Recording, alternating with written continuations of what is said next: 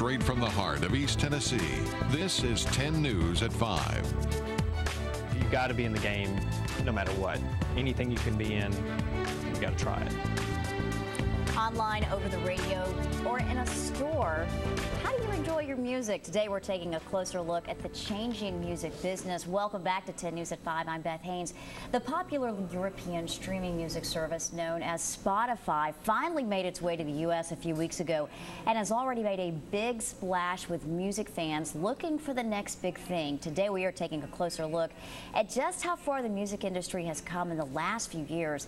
And for more on that, we are joined by Dan Thompson from Claris Networks. He is Mr. Tech Savvy and always has the latest on all of the great tools and info out there. And we're so glad that you're joining us. And we were just discussing, I am not as familiar with Spotify, but Sure. You are a huge fan. Tell us how it works and maybe what sets it apart from like the iTunes, the Pandora. Yeah, absolutely. So with Spotify, it's an application that runs on your computer, and it looks very similar to iTunes. As a matter of fact, I'll be kind of surprised if they don't get sued by Apple. Really? It looks that close. Okay.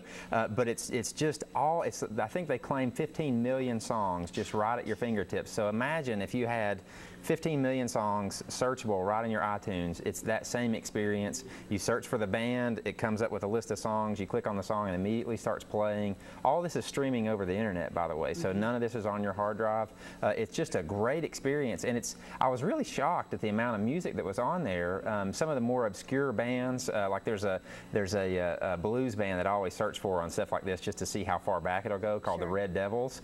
They popped right up, their album was there, and it streamed just perfectly. And it's kind of has an exclusive feel. You actually have to get an invite to participate in Spotify. Yeah, absolutely. So for now, how it works, if you want to get in on the free account, you have to get an invite. And so basically the way it works is you punch in your email address.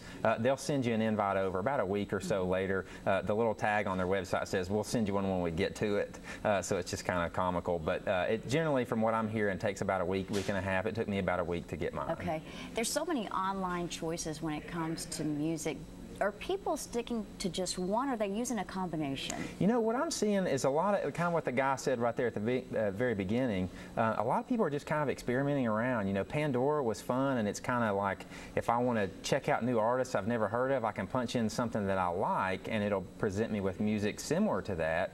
Whereas Spotify is, I have something specific in mind I want to listen to, like the whole, you know, Eddie Vedder's brand new album. You can sit there and listen to the whole album online if you want to. So it's just kind of it's a different approach to the same problem of how do I get music quickly. But from what I'm seeing, people are just kind of trying this and that and seeing which one they like. Some people like Pandora better, some people like Spotify better, some people say, hey, you know what, I'm perfectly fine with my iTunes. But the great thing about all three of these, they're actually legal options. Absolutely, online. absolutely. And you know, there's been such an effort to curb piracy. Are you seeing a difference with these actual legal downloading options? Yeah, absolutely. You know, it's kind of funny. You and I were talking about this off the air. It's kind of interesting to look at the trend. So if we go all the way back to 1999, Napster made it cool to steal music. Of course, we didn't realize we were stealing music back then. Until later. And then you know, the MPAA and you know all the music companies and stuff, they got all up in a tizzy about it and started suing people. That kind of got people's attention. But then Apple comes along and makes it cool to start paying for your music again with iTunes and their iPods and all that kind of stuff. So Apple really kind of drove a trend there. And now with Pandora and Spotify, the trend is kind of changing to, hey, it's kind of cool to have a subscription service that you pay for. So you can listen to whatever music you want. So you're not bound to, you know, I've purchased these 100 songs from iTunes. I'm not bound to those 100 songs anymore. I've got just this humongous library that I can pick from. So many music options. All right. Yeah, Thank you so much. Always good to talk to you. Yeah, thanks. All right. Despite the many options for getting and listening to music, some say their main source is still local radio. Jeff Jarnigan with B97.5 says streaming radio services get a lot of attention, but most people still spend at least some time with local radio stations. When we do research about that, we spend tens of thousands of dollars every year on research for those kind of things. And those kind of music services really are very under the current. I mean, their listenership levels in East Tennessee, especially in Kentucky, are very low. I mean, less than 4%. Whereas across the country, over 96% of the people listen to radio every week. So in comparison, they get a lot of buzz because they're in the trade magazines and it's the new toy and it's the new thing and all that, but the reality of it is, in comparison, they're barely on the radar screen in the real world as people use services to get music. Jarnigan says most people still hear new music for the first time on the radio. Well, few businesses felt the hit of the online music explosion of the last decade like record stores. Disc Exchange CEO John Beavis says the music industry was slow to respond to both criticism and the changing technology, and record sales took the brunt of the storm.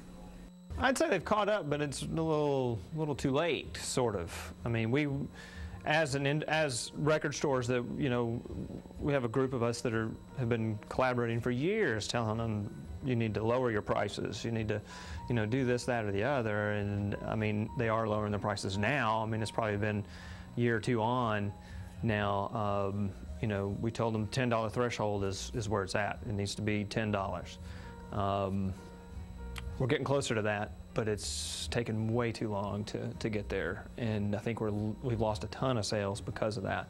People were getting burned in the 90s and in the aughts with one-song records for $18, and it's just, they got tired of it, I think. The Disc Exchange started offering digital music for purchase on its own website a few years ago. Beavis adds it's done okay business, but it's hard to top something like iTunes. Well, stay with us. We're coming right back after this break.